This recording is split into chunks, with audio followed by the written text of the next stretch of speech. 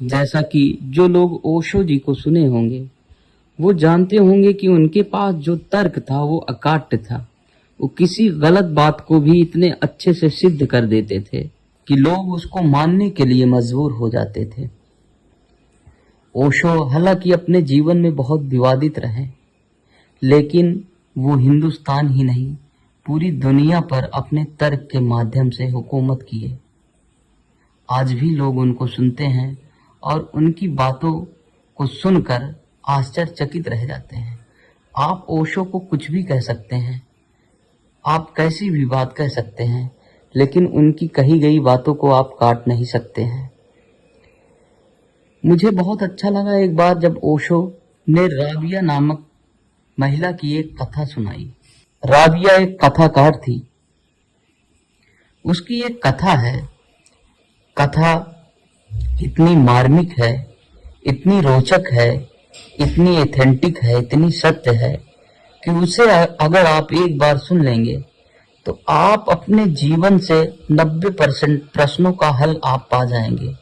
आप जीवन में बहुत बड़ी बड़ी समस्याओं को, उस प्रश्न को, उसके उत्तर को, उसके हल को जान के आप सॉल्व कर लेंगे। हुआ यूं कि एक बार एक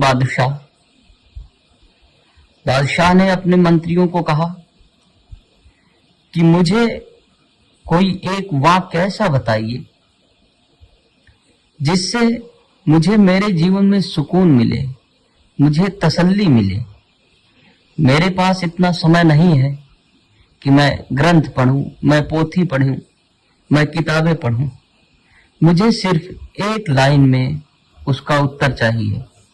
सभी मंत्री सोचने लगे, बहुत सोचे, बहुत समझे, लेकिन बादशाह के प्रश्नों का उत्तर उन लोगों के पास नहीं आ सका। वो लोग सोच में पड़ गए, सोचे कि अब क्या करें। आखिर बादशाह को प्रश्न का उत्तर देना था, उनका आदेश था। सभी लोग हैरान होने लगे, परेशान होने लगे। सब लोग दरबार से बाहर आए और एक फकीर के पास गए। मंत्रियों ने सोचा कि फकीर को दुनियादारी से कोई मतलब नहीं है, शायद यही बादशाह के प्रश्नों का सही उत्तर बता सके। सभी मंत्री फकीर के पास जाते हैं, फकीर से निवेदन करते हैं। वो बताते हैं कि हमारे बादशाह जी ने एक प्रश्न हम लोगों से पूछा है और उसका समाधान हम लोगों को करना था, वो हम लोग नहीं कर पा रहे हैं। आप तो संत हैं, फकीर हैं, महात्मा हैं, आपको दुनियादारी से कोई मतलब नहीं है। हम लोगों ने सोचा शायद आपके पास इस प्रश्न का उत्तर अवश्य हो। इसी उम्मीद से हम लोग आपके पास आए हैं। कृपया हम लोगों की समस्या का समाधान आप करें। फकीर थोड़ी देर चुप रहा। उसने कहा, मैं आपके प्रश्न, आपकी समस्या का हल कर दूंगा, लेकिन इसमें एक शर्त है। उस शर्त को आपको मानना पड़ेगा।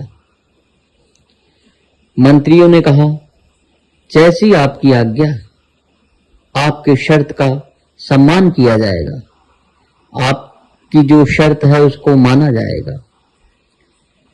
फकीर ने अपने हाथ से एक अंगूठी निकाली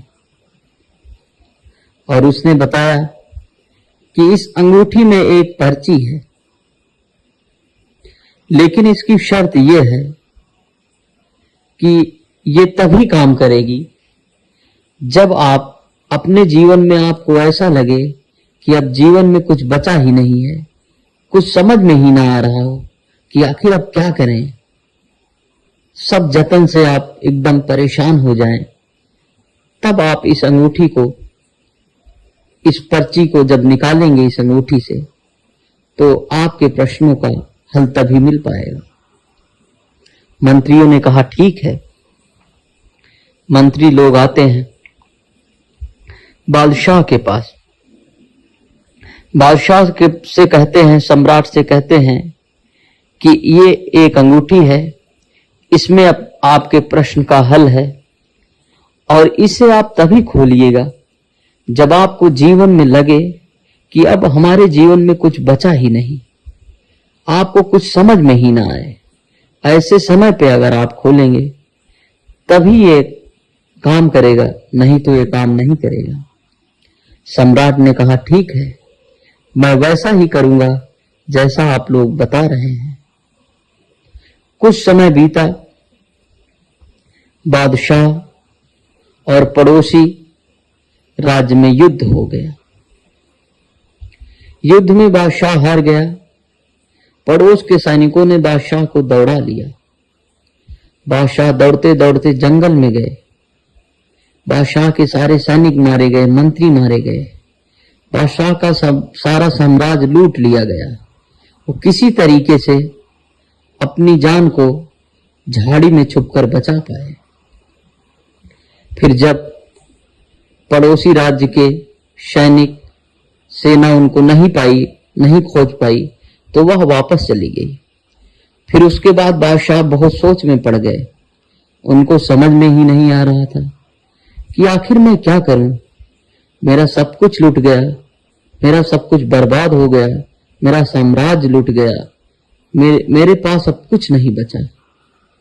शायद अब इससे बुरा दिन हमारे जीवन में कभी नहीं आएगा। वो ये सब सोच ही रहे थे, तभी बादशाह को याद आया।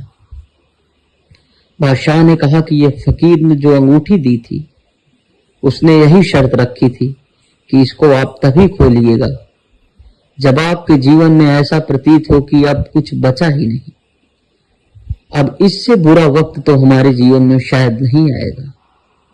यह सोचकर बादशाह ने उस अंगूठी को हाथ से निकाला, उंगली से निकाला और उसमें पर्ची जो थी उसको खोला। उस पर्ची में लिखा ये था कि ये भी बीत जाएगा। बादशाह कुछ देर के लिए सन्न रह गया, खामोश हो गया। वह सोचने लगा कि एक लाइन में कितनी बड़ी बात लिख दी फकीर ने। बादशाह ने फिर उस वाक्य को पढ़ा कि ये भी बीत जाएगा। फिर बादशाह के अंदर एक एनर्जी आती है, एक ऊर्जा आती है, उसके दिमाग में एक ख्याल आता है। वह फिर से तैयारी शुरू कर देता है। अपना सैनिक तैयार करता है, सेना तैयार करता है, हथियार तैयार करता है।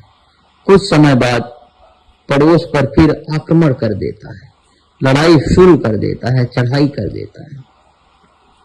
लड़ाई होती है, जोड़ तोड़ की होती है, लेकिन बादशाह सम्राट अब की बात जीत जाता है, खुश हो जाता है। वह एक पार्टी करता है, मीटिंग करता है, अपने मंत्रियों को बुलाता है, अपने नौकरों को बुलाता है, सभी को बुलाता है, इकट्ठा करता है। सभी लोग वहां बैठे रहते हैं, एंजॉय होता रहता है, मौज मस्ती होती रहती है। तभी बादशाह को फिर ख्याल आता है उस फकीर को की दी गई अंगूठी का। वह फकीर की अंगूठी को निकालता है और फिर उस पर्ची को खोलता है और उसको पढ़ता है। उसमें फिर वही लिखा रहता है कि ये भी बीत जाएगा। बादशाह फिर खामोश हो जाता है। वह सोचता है कि जीवन का हर चीज बीत जाएगा। ये एक छोटा सा वाक्य हमारे जीवन को कितना बड़ा सुकून देता है। इसको शब्दों में व्यक्त करना निरर्थक है। इस वाक्य को सिर्फ महसूस किया जा सकता है। ये वाक्य हमें ये बताता है, जीवन में कितने भी बुरे वक्त आ जाए, कितना भी बुरा वक्त आ जाए, वो सब बीत जाता है। इससे हमें यह सीख मिलती है कि न जीवन भर हमें खुश रहना है, न जीवन भर हमें दुख रहना है। न दुख बहुत दिन तक रहेगा न सुख बहुत दिन तक रहेगा। जीवन का हर चीज बीत जाएगा, और जब सब चीज बीत ही जाना है तो हम भविष्य के लिए क्यों चिंता करें। हम अपना वर्तमान अच्छे से जिए। बहुत बहुत धन्यवाद, आप लोगों ने हमारी बातों को सुना। बहुत बहुत आभार। अगर आपको हमारी बात अच्छी लगी हो तो हमारे चैनल को सब्सक्राइब करें और अपनी राय भी दें। बहुत बहुत धन्यवाद।